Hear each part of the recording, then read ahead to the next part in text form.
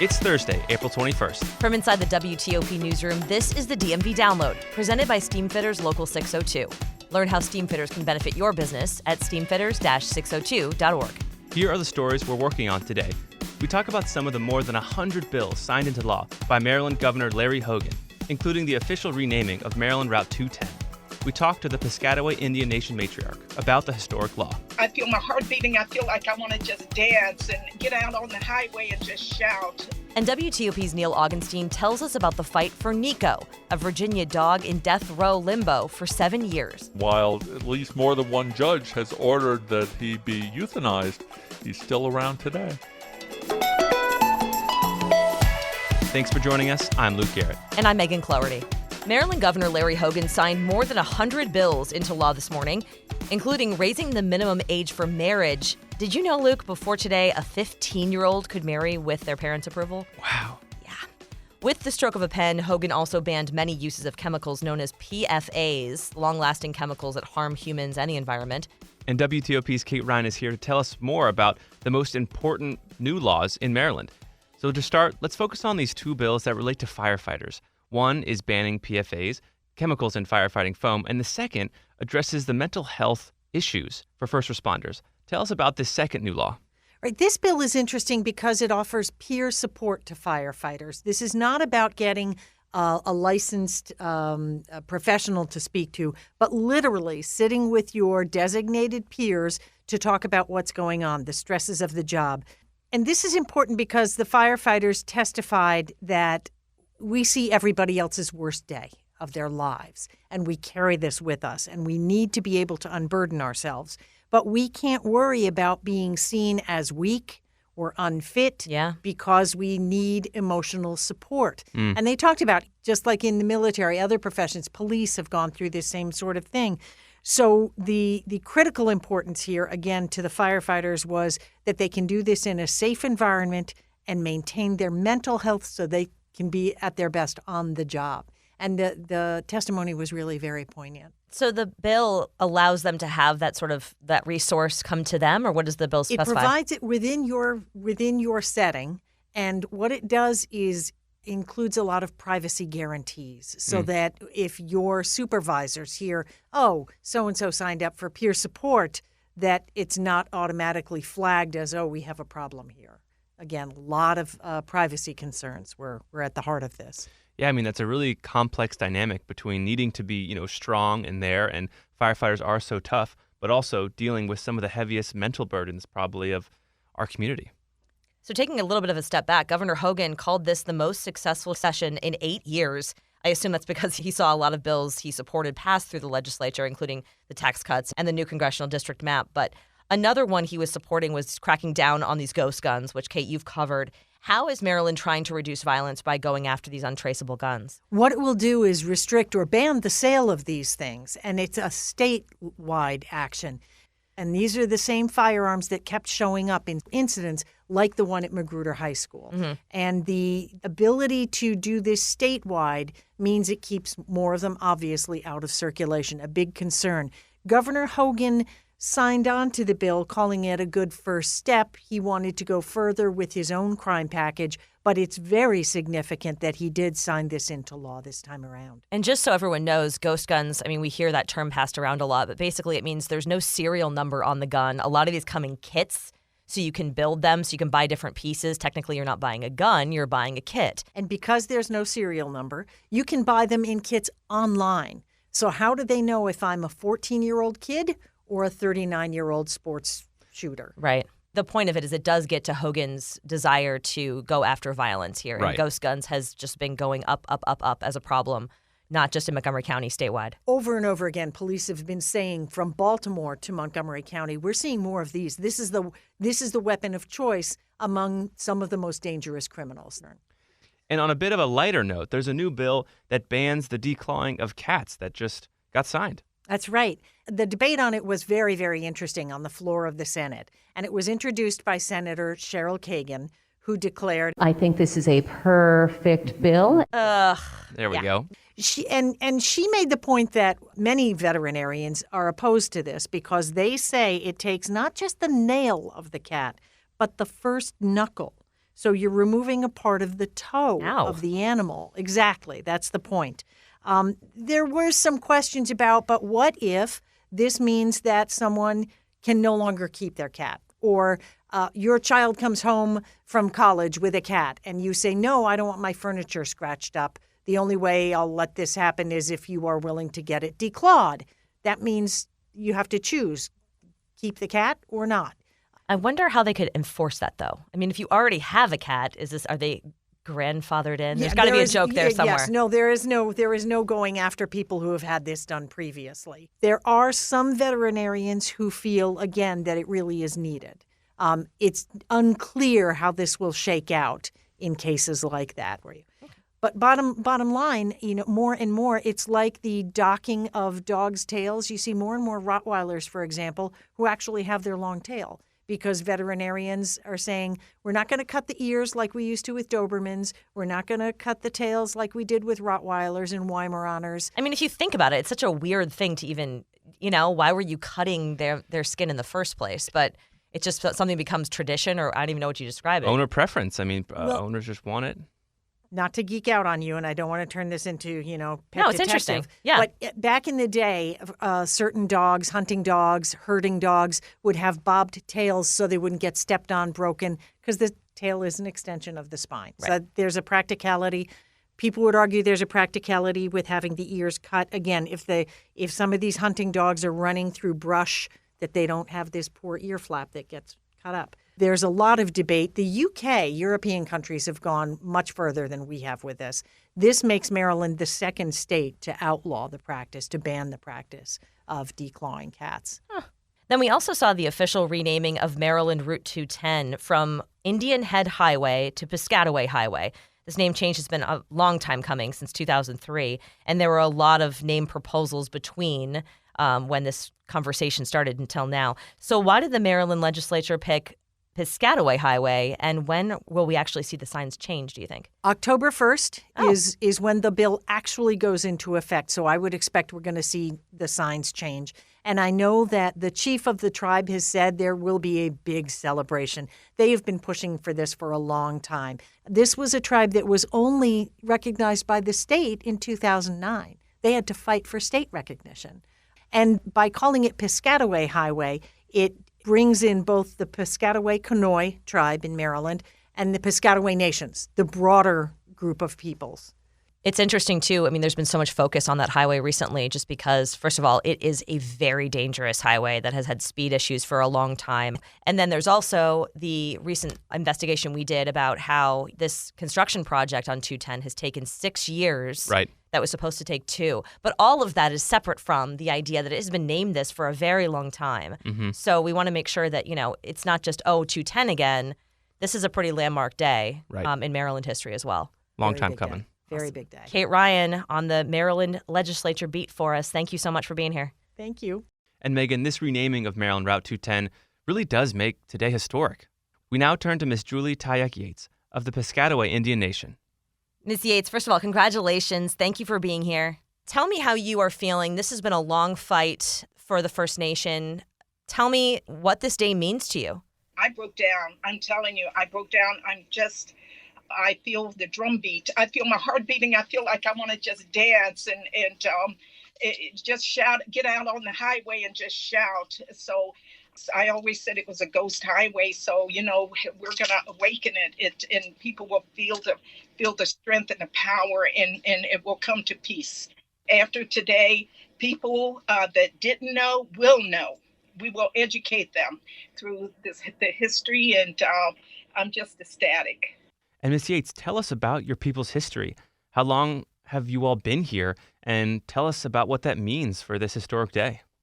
Well, our history actually dates back over 6,000 years. It took place way down in southern Maryland when the Ark and the Dove arrived. On those 2 ships were noblemen, Calvert, and when they arrived, they met the Piscataway people, and along was Father Andrew White. And Father Andrew White was the one that actually educated everybody, and he learned to write the Piscataway language.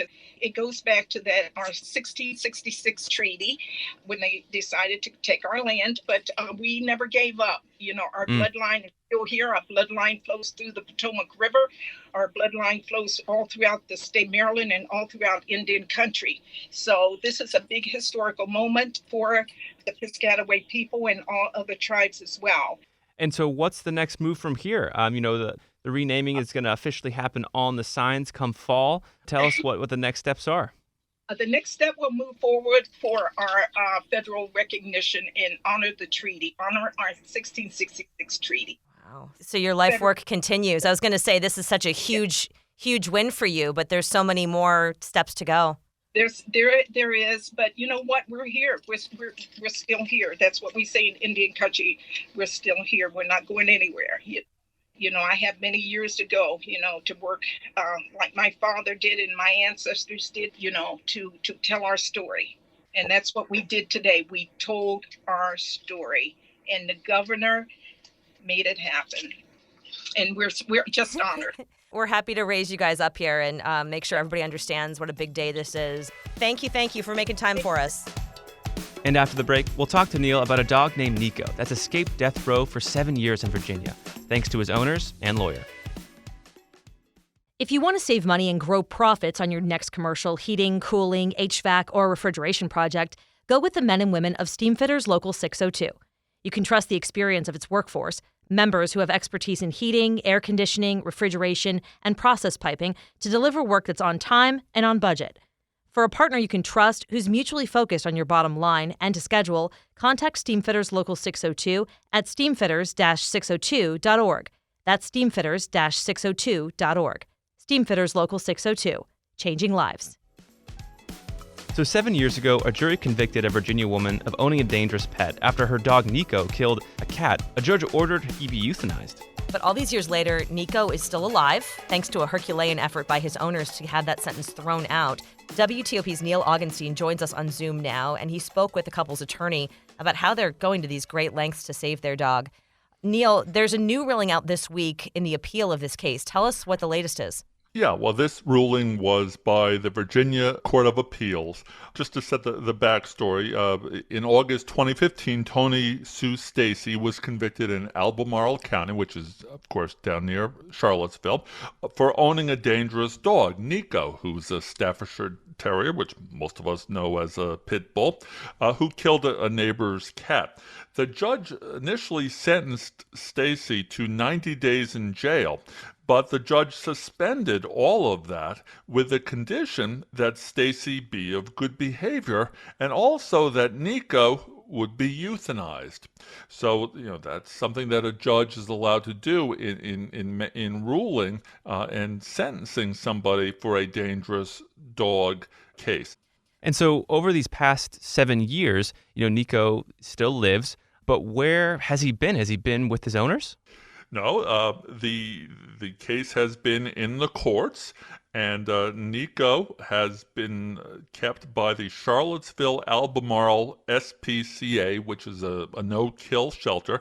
I did talk with the shelter this morning. They said that they have been following the court's order, and as the local shelter for that area, it's their responsibility to take care of Niko per the court's orders.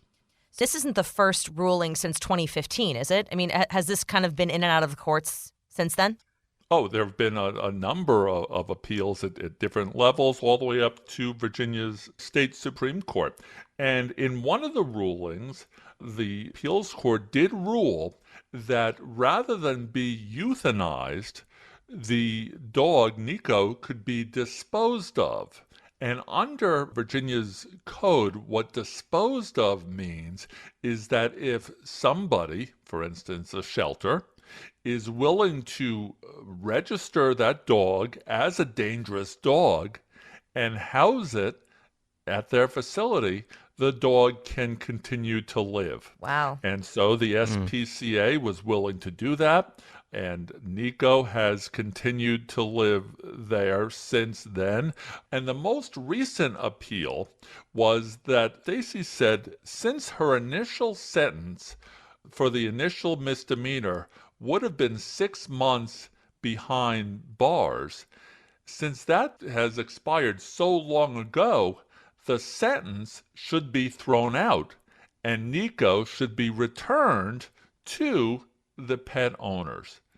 But what the Court of Appeals ruled is no, judges are allowed to either order a dog euthanized or have the dog sent to a shelter. And by accepting the offer to have the dog euthanized back in 2015, then Stacy is bound by that decision to this day. And so, this has all played out in the courts, as you just laid out for us, but it's also been kind of playing out in the court of public opinion. Niko has his own Facebook group. So in your reporting, what have you seen people say about this case? And is there any conversation about whether, this dog's Niko's breed has anything to do with this?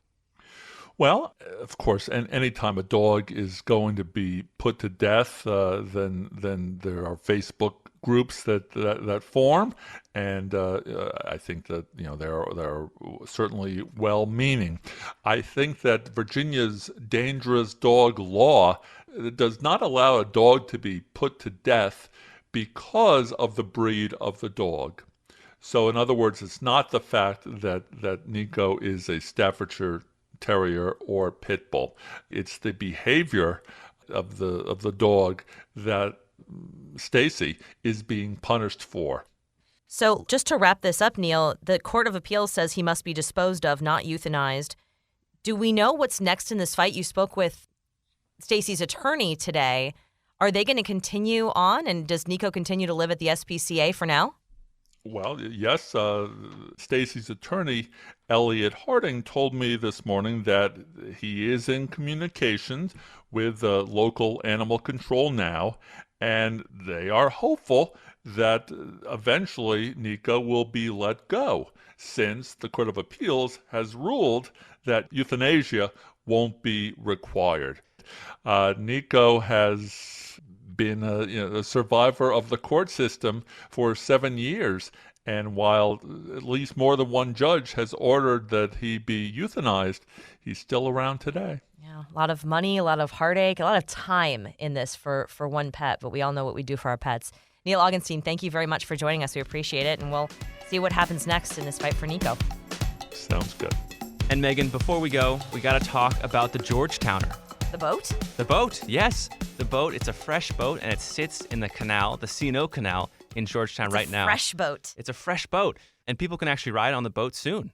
So hasn't the canal been, the last time I saw the canal, there was no water in it. Yeah, so actually the levels of the water depends on the Potomac and the lock system, which is controlled by the National Park Service. So they kind of control the water levels, and it's been under construction because there were some stability issues along the canal in Georgetown. You can actually see some pretty intense buttresses along the walls. Like there are some buildings that are about to fall in. So they had to do some work on it, but now that work is done, and so now the Georgetowner, that boat, can freely move along the canal. I feel like this is a very Washington thing. Do you have the inaugural tickets or something? I don't know if they're inaugural, but I do have tickets. I got tickets the first day they were out because it's cool. These barges shipped hay, agricultural tobacco at the birth of our nation. Yeah. I think the first ride is in April 28th. So get your tickets now. Are you going to smuggle some champagne on there? Are you going to do some kind of special cheers to the Georgetowner? I'm sure there'll be plenty of that on the inaugural day, which is April 28th. Awesome. That's kind of cool. Thanks for joining us for the DMV Download, sponsored by Steamfitters Local 602. This show is produced by me, Luke Garrett. And me, Megan Cloherty. Our managing editor is Craig Schwab. And our music is by Real World. Give us a review and rate the show if you get the chance. You can find out more about the show and become one of our VIP listeners at dmvdownload.com. The DMV Download is a product of WTOP News. Listen on 103.5 FM in the D.C. area, 107.7 FM in Virginia, 103.9 FM in Frederick, and online at WTOP.com, and of course on the WTOP News app. Have a great night.